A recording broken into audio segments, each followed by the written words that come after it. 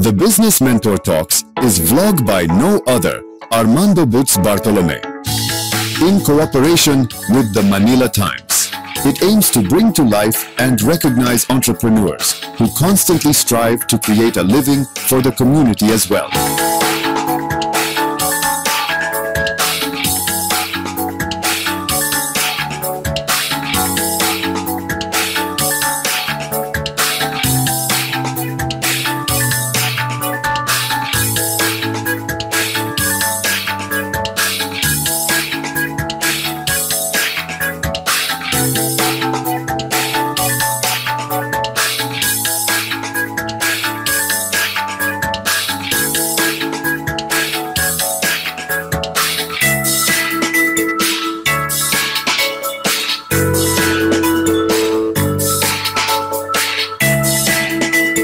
Listen to the Business Mentor Talks with Butz Bartolome.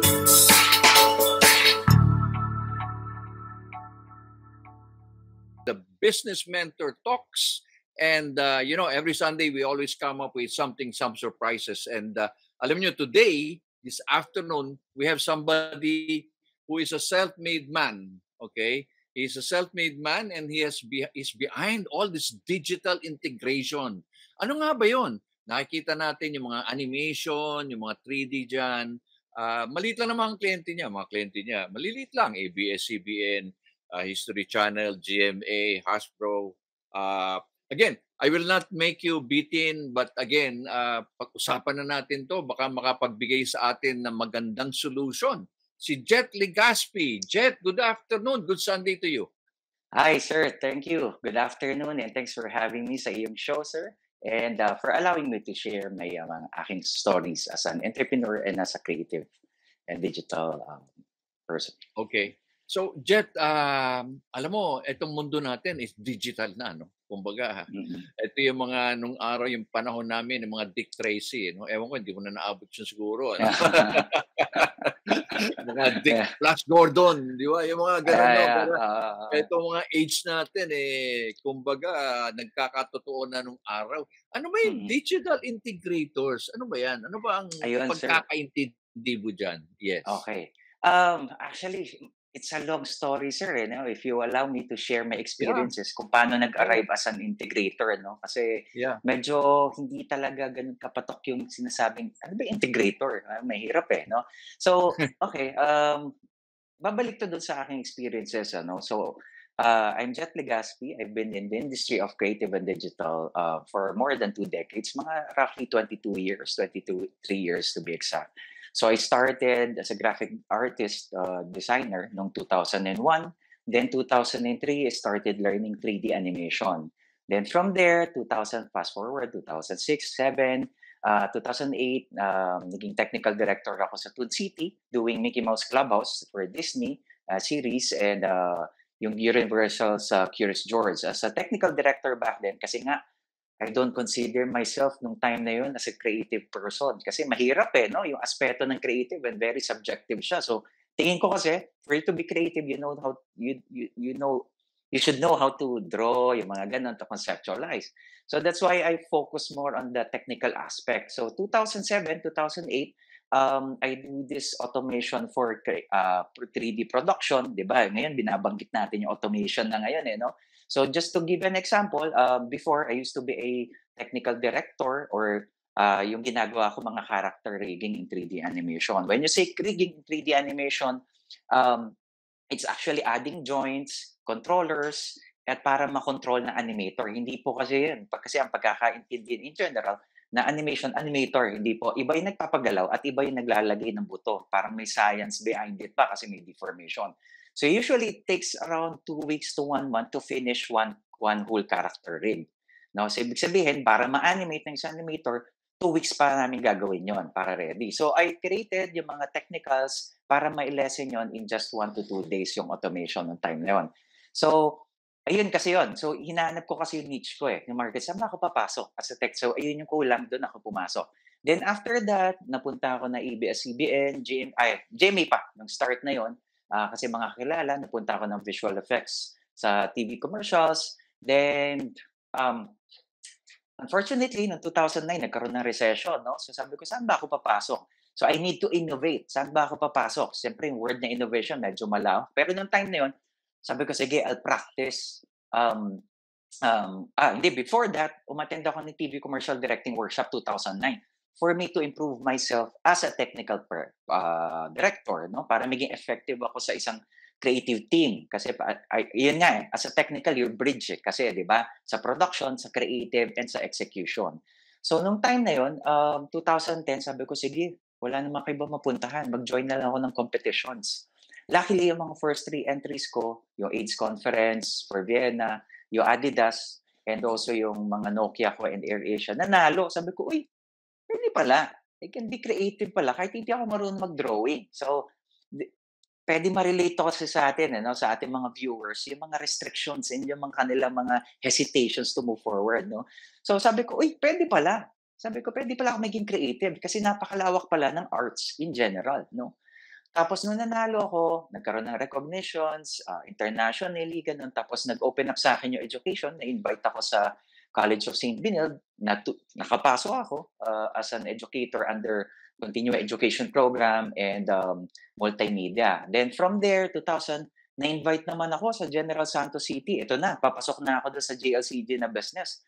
Na-invite ako doon to conduct a 2-week workshop, no, to train specifically yung rigging kasi yun talaga yung kulang sa atin dito sa Philippines sa production. So, na-interview ako doon ng ABS-CBN doon na syempre parang ang tagline nila is Disney Animator and from college, nasa Jensen para magturo na advance.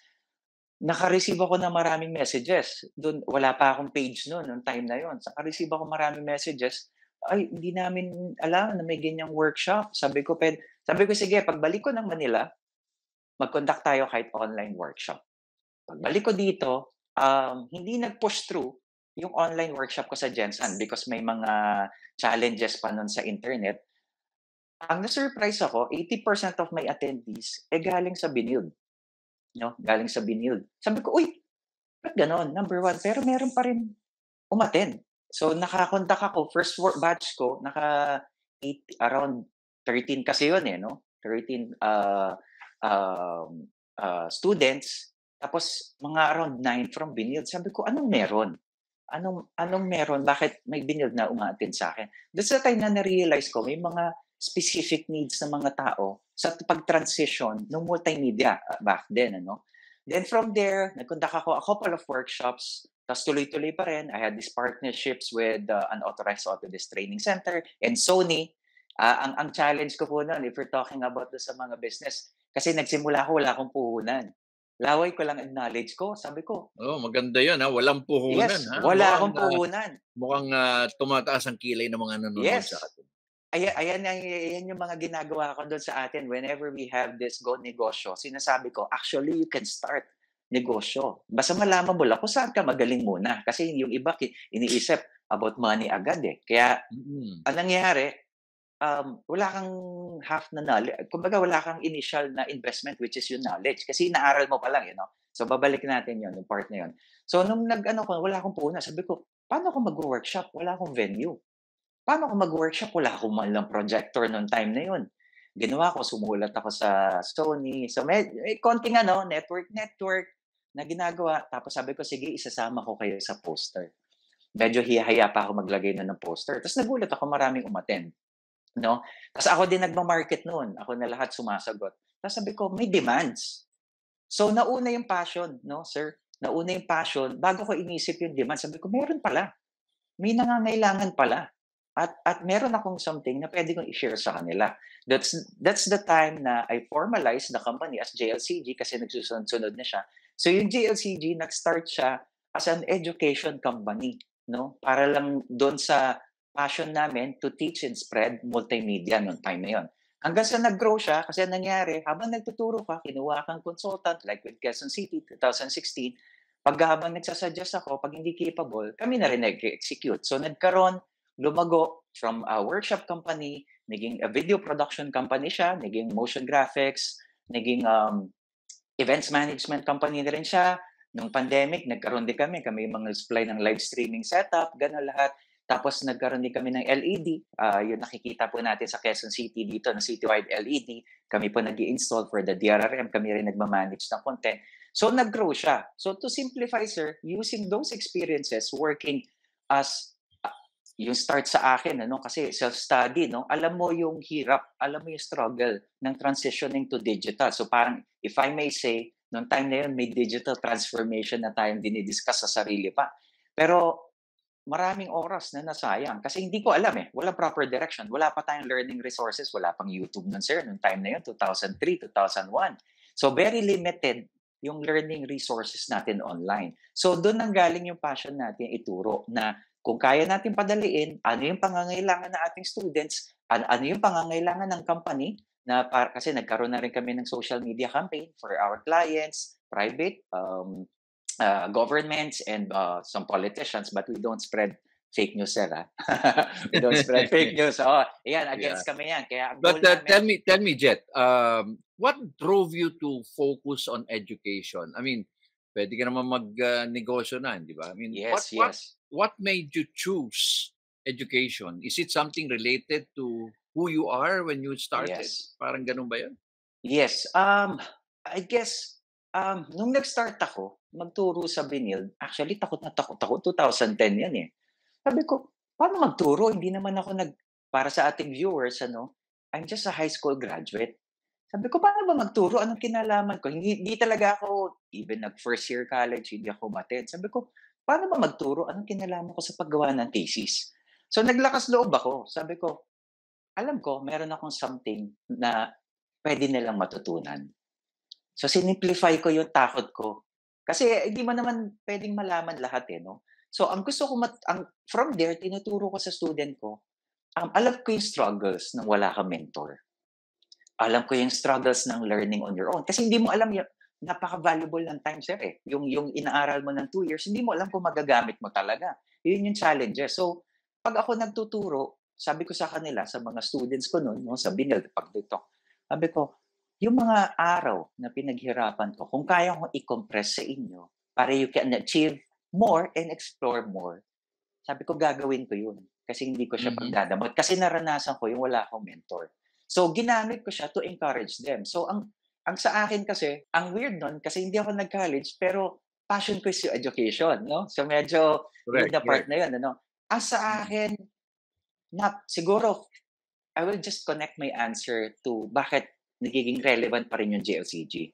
This connects to the EQ ng isang tao, So, ako, di ako nakafocus sa negosyo. Nakafocus ako doon sa paano ako makakatulong. Diba? Paano ako makaka-inspire ng isang tao. Sinasabi mo na, hindi mo na negosyo. Yung purpose, you're trying to be clear with your purpose. Kasi nagkakaroon kasi ng blur, di ba? Mga negosyante, kailangan maging negosyante bago mag-purpose. Ito naman, di ba? Para bang tinutumbok mo ngayon, ito muna yung purpose ko, tsaka na muna yung negosyo, which actually is happened to you, right? Yes. You identified your purpose, and later on, everything fell into place. Yes. So, tama yan, sir. Tama yan. Lumago na lumago. Para bang bumulaklak. Di ba? Parang gano'n, di ba? Tama siya, sir. Again, ano yung naging hugot mo? How many of the students were really moved by your story na wala akong puhunan. May takot ako, pero may lakas loob. Yung takot. Very common yan, di ba? Very common yan, na, sir, di naman ako nakatapos. Aanuhin ko. Sir, taga-probinsya naman ako Tama. Sir, di ako marunong mag-drawing bakit? Si Jet ba marunong mag-drawing? Tama. Ano ba ang pinakamalapit mong drawing na ginawa mo na proud mo, obra maestra mo? Ano ba yung drawing na ginawa mo na so far?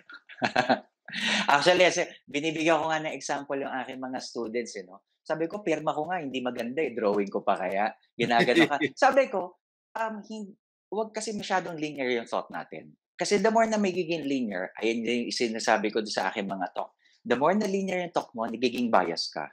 Ang dami natin pwede ma-explore, sa atin. Napakaraming opportunities right now, Kaya digin tayo naging integrator, na sinasabi ko, sir, using multiple disciplines as a self-taught, nagturo sa Binild, nag-workshops, nag-ABS, nag-gain ako na-acquire ko yung mga multiple perspective na yun. Kaya naging integrator po tayo, no? So masagot ko lang muna yun, sir. Kaya naging integrator tayo kasi alam natin, pag minsan may kliyente kami, bumababa sa mga grassroots level sa barangay kasi mga politicians yung iba, sumasabay ako kasi inaalam ko. Iba yun eh. So ini-immerse ko yung sarili ko. So actually maganda segment niya, kakatapos lang ng aming talk nung last last week lang, sir. I think last week yun, last Thursday, last week, nag-talk ako sa CIIT, nilaliman ko yung goals versus why. Iba kasi yung goal eh. Iba yung why eh. Kasi yun yung deep purpose mo, no? So, hindi ko sinasabing mali, na goals ka lang, pero mas maganda pag both, may specific ka. Parang sinasabi ko nga sa isang talk ni Jordan B. Peterson, sabi niya doon sa kanya, no? Identify mo yung tao na gusto mong maging ikaw. Then, build tools kung paano mo mai-enforce yung tao na yun. So, sa akin, ganun siya. Ganun nag-start siya. And just to give you an example, sir, yung aking mga students from previously, yung mga na-inspire at natulungan natin, sana, no? Isa doon, isang head na siya ng isang international gaming company sa New Zealand.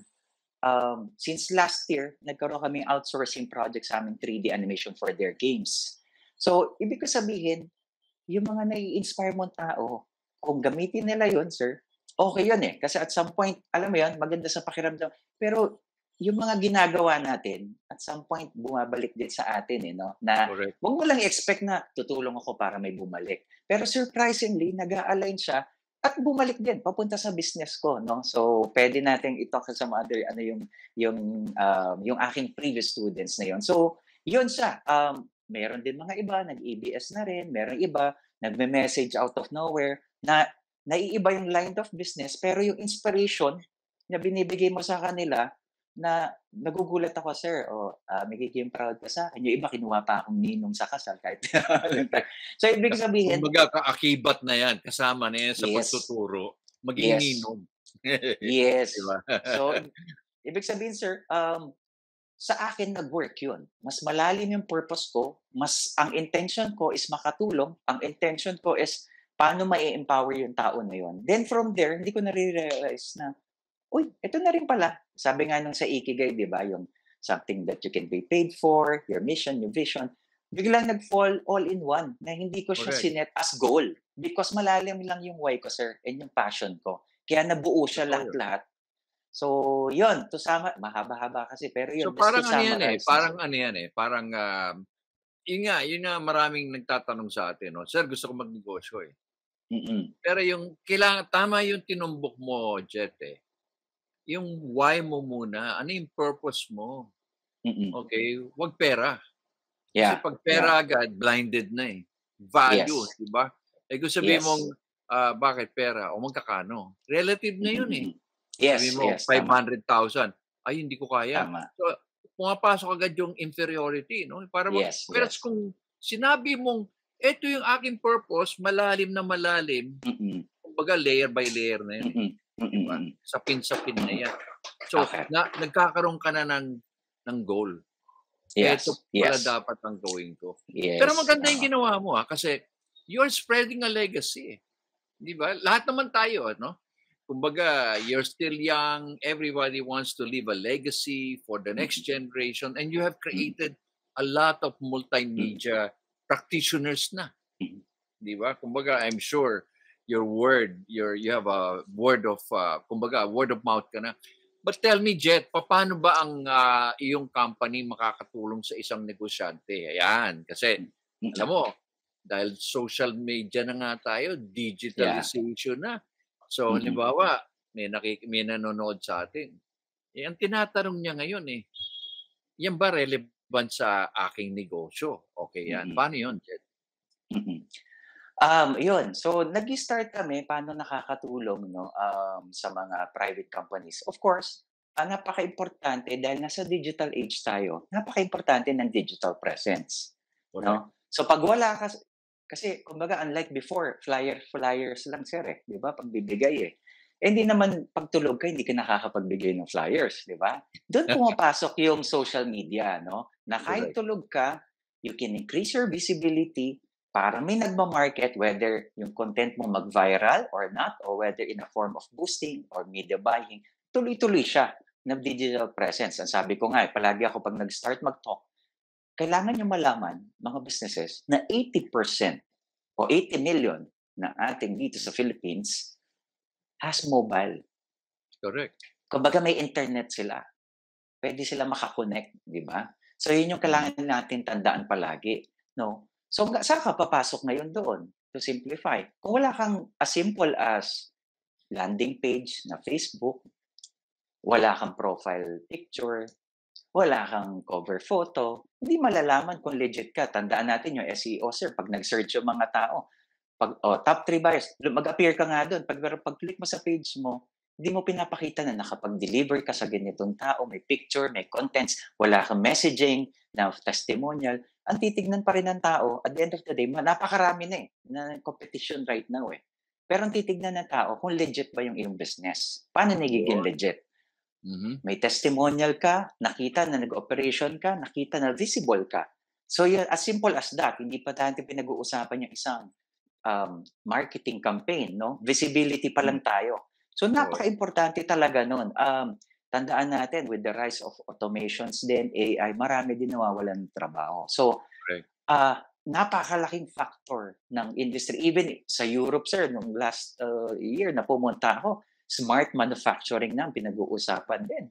Yung sorting conveyor belt with the using of artificial intelligence, they can sort it as fast as yung mga the human can. Oo. No? So, malawak yun para pag-usapan natin. So, simplify lang natin. Paano nakakatulong ang digital? Yung presence natin. Dahil majority ng tao nasa mobile na. No? At may internet connection na. Ayan ang ating ano. Pero tama ba yung Jet? Kasi, di ba, okay, pinag-usapan na natin social media, no? Marami tayong mga kaibigan na entrepreneurs, pinaghalo yung kanilang personal page at saka yung whatever page they create. Yung personal nila, halo-halo, nandun yung graduation, nandun yung whatever, may mga ibang posting. Yung ba ang suggestion mo, okay ba yun? O dapat mag-separate talaga itong negosyante na talagang pang-negosyo? Ano bang take mo doon, Jet? Again, parang it's a game of numbers pa rin no? So, correct. Kasi parang may ginagano sila, sir, di ba? Parang it's the same ng question ng quantity versus quality, di ba? So, quality, naka-focus on certain things. Pero again, ako, sir, nahihirapan ako i-market kasi yung tao, hindi naman nila naiintindihan. Ang dami naman pinagagawa nito ni Jet Legaspi. So, at some point, you need to separate it. No? Yeah. Kasi yung mga followers, pwede nag-follow sa'yo sa isang specific na ginagawa mo lang. No? Na yung the rest, medyo tingin niya, annoying na yon, hindi siya magpa-follow. So again, both, pwede siya mag-work. Kaya yung page ko, nag-start ako ulit, medyo hindi lang siya in-start ko siya from the 3D workshop company, yung page ko. Binago ko na siya as, pangalan ko kasi doon, Ready Jet Goals So more on telling stories. Ano yung mga kaya nating gawin sa pang-araw-araw. Tapos sineperate ko yung company din. So iba-iba kasi yung mga intentions ng mga tao na pumupunta sa'yo. No? So kung gusto mo may specific, syempre, kung labo-labo doon, kunyari nagbebenta ka ng isang produkto, tapos biglang binato mo siya doon sa isang page na napakarami mo palang binabato. Ang hirap pwedeng gawin. So maraming ways naman to segregate yung mga target mo. So yun yung medyo may konting strategy na yon sa lead generation and yung mga specific. Kumbaga parang sa ating may inventory tayo. No? So kung gusto mo ibenta yung specific, ilan mo siya sa isang specific para at least may yung data na nagagather mo din is specific dun sa interest na yon. Otherwise, baka ma-flag ka as spam. Di ba? Oo, yeah. Oo, di ba? Yan. Alam mo, ngayon, maraming panahon yan, di ba? Parang ang tao ngayon, parang ayaw na maniwala. Kasi, kumbaga, nagkakaroon sila ng, ano ba yan? Burnout, Facebook burnout. Tama yun, tama. Kagaya nun, kita mo lang, Jet, nung nakaraang linggo. Ano yung nakaraang linggo? Ano nangyari sa buong mundo ng alas 12 ng gabi? Nawala. Ano nangyari sa'yo? Anong experience mo doon, Jet? Akala ko nakakako. Hindi ako nakatulog kagad. Akala ko nakakako. No? So, yun. Kasi, hindi ko alam Basta nalagaw siya from may ano. Pero, Nagkaroon kami ng worry nun actually, no sir, if I may share it. Kasi may live stream kami na madaling araw din nun. Buti bumalik. Sa isang women's event month sa District 6 sa Quezon City. So buti bumalik naman. So talagang dapat pala may backup ka, no? Yan ang mga kailangan. But again, yes. Parang sanabi na ngayon ng mga iba ayan, naging dependent kayo masyado. But nung nawala, nagkaroon ng taste of interruption, everybody started to panic, no? So yon. But anyway, Jet, so again, in practical terms sa isang entrepreneur, okay, ngayon, siguro umiikot na yung utak ng mga iba, no? Para bang ano ba sinasabi nito si Jet? Gagawin niya ganito. So in simplified form, step 1, step 2, step 3. Parang ano ang pwede mong maipayo? Ang payo ni Kuya Jet. Yan. Payo, in general, kasi pwedeng kagaya pag sinasabi ko doon sa ating mga go-negosyo, no, sa mga mentees natin, sir, no, pag nagkakasabay tayo doon, driven sila by numbers. Okay lang naman, ano. Pero mas masarap kasi magnegosyo o magtrabaho pag something na malapit sa puso mo, di ba? Malapit. Okay. Kumbaga parang yung pagod mo, parang kalahati lang. Parang gano'n. Parang kasi naka-energy drink ka parati. Yes, no? Naka-gano'n. So, sabi ko sa kanila, if they can find their passion in line dun sa mga business na gusto nila, mas maganda. Pero kung hindi naman natin masisisi kasi meron naman talagang gusto lang numbers no. Pag nagbe-business, natural na nakakatakot. Whether in general, kung mag-explore tayo sa isang bagay, iano ko na lang kasi siguro i-share ko muna sa akin paano ako nag-elevate doon sa aking expertise na nagland na trabaho, no. So, let's say for example, hindi ako high school graduate lang ako pero nakapagturo ko. As sinasabi ko sa mga tao, the goal is to surprise yourself. Kasi when you set expectations sa sarili mo, may disappointments. Napakalaki. Walang taong nag-expect at hindi na-disappoint. Di ba? Diba? So, ang goal is you move forward, you create progress each and every day kasi hindi naman lahat connected. Alam ba, kunyari ako, gusto ko maging multimedia. Hindi naman lahat a-attend ka as multimedia seminar. Yung paglulubog ko, sir, going to barangay, nakatulong sa akin sa messaging. Na iba kasi messaging pag bumaba ka sa mga barangay level, yung mga simpleng di ba, binention mo, may mga Disney project. Pero sir, bumababa kami. Pag mga kliyente namin, may libreng gupit, libreng pamimigay ng grocery. Sinasabay ako. Why? Because it's a perspective. It's a target market, whether multimedia ka. Kasi how can you create a good content kung hindi mo alam kung ano yung perspective ng mga tao sa baba? Diba? So, hindi lahat naka-quantify siya by money. Pag pumunta ko dyan, kikita ko. Hindi. Yung perspective natin lumalago. Kaya nga tayo, sir, naging integrator at some point. Kasi nilawakan natin. Hindi ko nilimit yung sarili ko na I will engage A, B, and C client. I will engage. Hindi. Ako in-embrace ko lahat kasi alam ko lahat may posibleng solusyon ako na pwedeng maibigay. So, ganun ang mindset ko. Parang encompassing ka, no? Na hindi ka lang nakafocus. Eto lang ako Kasi eto lang gusto ko Hindi. Ang ginawa ni Jet, binuksan mo yung mind mo. Gaya nag-attend ka ng seminar ng directors. I mean, wala naman nagsabi sa'yo mag-attend ka, hindi ba? Pero attend ka. In other words, that is a mindset na sinabi mo ngayon, no? Kung hindi ka pala nag-attend, siguro saan pupulutin si Jet ngayon, di ba? Di ba? So, I think tama yun Yung bang sometimes, as entrepreneurs, we get so high, no? Para nasa cloud 9 ka, pero kailangan mo bumaba. Di ba? Baba. Yung pang, listen, kagaya natin. Ako, marami nagtataka sa akin, ba't ako nanonood ng Batang Quiapo or Probinsyano. Di ba? Kasi gusto kong magkaroon ng understanding Ano ba ang market? Ano ba ang pinag-uusapan ng karamihan tao? Di ba? Tama. Kaya ngayon sa go-negosyo natin, di ba? Yung gusto ko rin makisalamuha. Kasi ayoko lang kasi habang umaakit ka, parang out of place ka na di ba? Yes. Di ba? Yung nag-debate tayo ng talk, di ba? Para bang Tama. baka tinitignan mo yung mga participants mo, point blank lang ang tingin sa'yo, di ba? Oo. Yung bang gano'n? Mm. So, yun ang Yes, challenge yes. sa atin, di ba? Yan ang challenge sa Tama. entrepreneurs, di ba? Tama. To wake up and realize the market. Yes. And not Yes. entire, Yes. not to close up your market, but to widen. Yes. Diba? Yes, Tama yes. yun. Ganon. Tapos sir, So, ang yung ibang companies, if I may add, yung iba sa kanila, ang thinking is yung millennials kasi hindi na po millennials ang workforce ngayon. Gen Z na actually. correct. So, yung mga malalaking companies, nakatali pa rin sila ng millennials at hindi pa nila alam na actually paparating na yung next generation, which is Generation Alpha. In 5 to 6 years from now, papasok na yung mga the digital talagang era. I think they're 12 years old right now, going to 13. Sila na yung Generation Alpha. So yung mga ibang businesses, they're still talking about millennials, Gen Y na, papasok pa yung Generation Alpha. So meaning, may bagong trend na naman yun. And yung culture na dadalahin sa the next workforce natin, so business. So, add lang yun, So, dagdag natin yung Oh my God. ating Medyo, mga to consider. ano ang tawag mo? Generation Alpha? Generation Alpha. Pangalan pala. Alpha.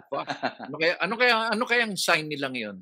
Di ba? Wala namang ganun? Meron pang ganun? O meron pang iba na ang sign? Baka mag-iba na. Baka nag-iba na ang sign? Parang mag-iba ganun, na yung diba? sign. So, alam mo, mag-iba. meron maraming iba. Yung ba sabi lang, hay nako, hindi ko maintindihan itong ating henerasyon. Di ba? Nung araw, sinabi natin, pag para kang sirang plaka. Hindi na maintindihan ng mga bata nung araw, di ba? Parang sinabi, ano yon? Di sinasabi sirang DVD. Yung ngayon, hindi mo nga maintindihan. Ano ba yung DVD? Yeah. Di ba? Parang, ewan ko kung mga... Kaya nga, I think it's a challenge sa ating entrepreneurs na to really understand and really find out and network. I think network is the game. To not close your mind, no? I mean, and then pick the right things to do or to watch. Kasi maraming basura sa social media, di ba? Ang daming basura, no? Floating around, no? Para bang the space lab, no? Gusto mag-start ng negosyo, no? Sa Go Negosyo or nag-exist na Go Negosyo. Pag tinatanong ko sila, nagtatanong sila paano nila kasi sanay sila sa mga traditional way of marketing, no? Sabi ko kasi nakadepende kasi yun yung kung gusto mo pumupunta sa company, nakadepende yun sa effort mo, sa time mo ng pagpunta. So sabi ko, iba, you know how to use mobile phone? Sabi niya, oh sir. Sabi ko, how many hours per day ang ini-spend no? Sabi niya, talagang 5 hours sabi. Di ba alam mo, ikaw mismo, alam mo na target market ka by simply using phones and kung nag-spend ka na gano'n. Ang problema kasi doon sa mga nag-start na business or yung mga may existing na business, hindi nila ma-bridge pag yung time na, halimbawa sila, pagdating sa chismis, ang bilis, They gather more informations, hindi pa magsa-search pa. Pagdating sa chismis, magsa-search pa more, pag mga break. Oo. Pero, hindi nila na i-bridge yun na pwede ka mag-create ng simpleng contents out of that. Kasi yun yung opportunity mo. Dapat ma-recognize mo yun. Yun yung opportunity mo to create a content out of it kasi yun yung pinaprioritize ng algorithm ng social media platforms na ginagamit mo. So meaning, pag maraming taong interested doon, yun ang ilalagay sa feed ng mga tao. Kaya nga, di ba, one example, si Angkas, gumagamit nun. Kasi pag nagva-viral talaga yung content Kagad no? Nakikisakay ka, hindi mo, organically. Hindi mo, you don't need to pay o media boosting, media buying. As simple as that. So pag nagtinuturo ko sa mga tao, huwag mo isipin, pag nanenegosyo mo marketing ka, may pera agad. Kasi binabalik ko yung sarili ko na 2011, na nag-market ako ng workshop ko, wala pang boosting ng time na yon. Laway lang talaga puhunan, nag-create ako ng content, as simple as sharing pa, wala pang as simple as sharing, pinapa-share mo doon. Tapos nagkakaroon ako ng mga kliyente. No? Correct. Tama so, yun. Importante ng presence. So, going back, compared to the traditional way of marketing, kailangan may pumunta. So, may time time-consuming Sa digital and creating an online presence, kahit tulog ka, pwede siya mag-market on its own. So, pwedeng yung content mo from last year, who knows? Pwede mag-viral siya this year. Maraming galing ganon na nangyayari. Repurposing ang tawag doon, di ba? Di ba? Repurposing, di ba? Yes. Hindi naman recycle, no? Parang inaayos mo lang, hinihilot mo lang na gano'n.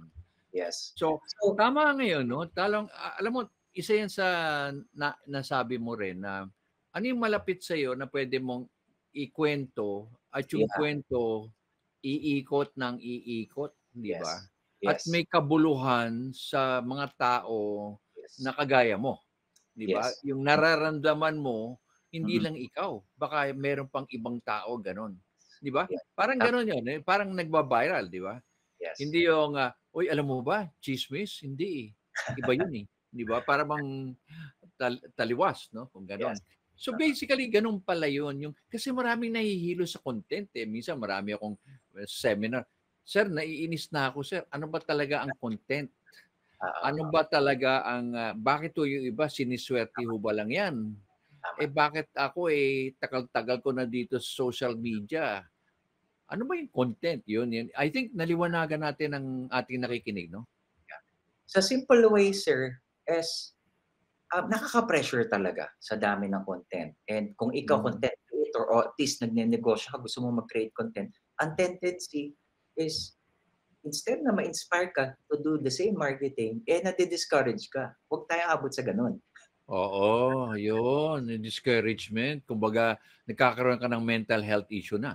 Yes. So, kasi kasi gumawa ko yung isa, 10,000 views sa akin, 5 lang yung views ko. Oo. Hindi siya ganun, no? Ang goal is to continuously create contents and who knows, by landing, mag-viral siya. May mag-share sa kanya, no? Don't pressure yourself. And the simplest way to create the content is to tell stories. Yun. Kwento. Yes, parang ako, ganun sir, nagnegosyo ako. Ang marketing ko at that time, di ba, 2011, wala pang Facebook. Oo, correct. Yung salita ko, kasi ang marketing ko, alam niyo ba yung struggle sa pag-learn? Wala kang mentor.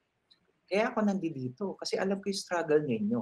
So, ganun din yun. Sa content, ina-translate mo. Kasi ang tao ngayon, naghahanap ng something na nagko-connect sila. Kumbaga, tulay, bridge. Diba? Bridge yan, di ba? Bridge. Oo. So, hindi naiintindihan. Ayun na yung sa akin, no, sir, sa perspective ko, ayun yung branding mo, yung storya mo, yung struggles mo, yung pagsusumikap mo, yung integrity mo, yung passion mo, yun yung branding mo. Yun yung brand mo mismo. No? Yun. Kung ikaw hindi ka JLCJ, actually, JLCJ is ako, ang branding ko is digital transformation and to help build a digital ready, pwede communities, negosyante, o pwede i-bridge mo siya. So, mag-start sila sa ganun. Kasi lagi, sir, yun, babalik tayo sa diniscuss o earlier, ano, the goals versus whys. Pag malalim ang mo, sir, madali na mag-set ng goals. Kasi clear sa'yo eh. Clear sa'yo yung gusto mong gawin. Di ba? At alam mo na ikaw mismo na may taong nangangailangan, same ng pangangailangan ng nangyari sa'yo. Totoo yan. Marami business na ganun eh, no, sir? Oo. So, nakaka-relate ang mga tao. Anyway, hindi na kita pipigilan at ang dami mong naituro na ngayon. Teka, Jet, paano ko raw baka kontakin in case na gusto mo ikausapin at baka may mga seminars ka? Yan, Jet. Yun. Recently, so we celebrated our 10th year October last year, no? So bumabalik ako actually sa core ko, sir, which is education. Surprisingly, ang dami nagko-contact naman sa amin na education. Sabi ko, marami pa rin palang nangangailangan, no, ng digital transformation internally. So nagbi-build. So again, as I've said last week, nag-talk ako sa CIIT, nakita ko yung passion ng students kasi ako, ang goal ko is ma-empower ng soft skills na yung ating mga next generation. Ayan po ang walang-wala sila. Sorry baka mabas tayo. No? Ayan po. Lumalabas naman yan sa mga hiring sites na the 21st century skills, pero we lack the generation right now lacks yung critical thinking, analytical, napakarami. So yan ang tinuturo ko right now. Kasi masyado silang naka-focus on their tools. No? Hindi na nakakalimutan yung the emotional quality, which is yung communication. Ano? So right now, I'm very passionate to help businesses and people and manpower to help build or at least to strengthen their communication skills, team player, and all while building the hard skills then, which is the technical knowledge. So they can reach me, na naman sinabi ko, sir. They can reach me sa Facebook page, although it's an old page. I'm trying to be active then every now and then, no? As masyado tayong marami ding engagement recently. They can contact me sa aking page sa Facebook, fb.com/JetLegaspi, S po yun. And they can also contact me sa aking mga other pages. Nag-start na rin po tayo mag-TikTok. Wow. So, pero, makikita ba natin si Jet Legaspi na nagsasayaw ng konti? Trying natin. So, parang ang goal natin, sir, is to tell stories, no, just to have a separate. So parang ang goal ko kasi, kaya ang tawag ko sa aking campaign na balak, ano, is Ready, Jet, Goals. So meaning, ready, set, yeah, goals. Correct. Ganda yun. So yeah, ang goal natin is ano ba yung kaya mong gawin sa sarili mo? Pwede kang kumain, you can explore, alam ba, ganun, while telling stories din. So, yun, they can reach me sa mga platforms na yun. They can visit our page din, yung company, fb.com, facebook.com/jlcg.ph din po yun. correct. Yun. So, for those who are interested, I'm not going to sell our services or products, pero I'm interested to help them pagdating sa kanilang digital empowerment, soft skills development ng kanilang mga staff, schools, lahat po yun. Doon ako sa foundation. Correct. Oo, kailangan yung foundation. Madali na yung third floor, fourth floor, di ba? Pero kung sa foundation ka, mahina, babagsak din, di ba? Yan ang parati natin sinasabi. So anyway, Jet, maraming salamat. I kept you this this Sunday afternoon just to share with our viewers. And I'm sure yung mga viewers natin, kung meron kayo talagang natutunan, I'm sure marami kayong maiintriga doon sa sinabi ni Jet. Okay? Jet, maraming salamat. And again, more power to JTLC, no? CJ, ano ba?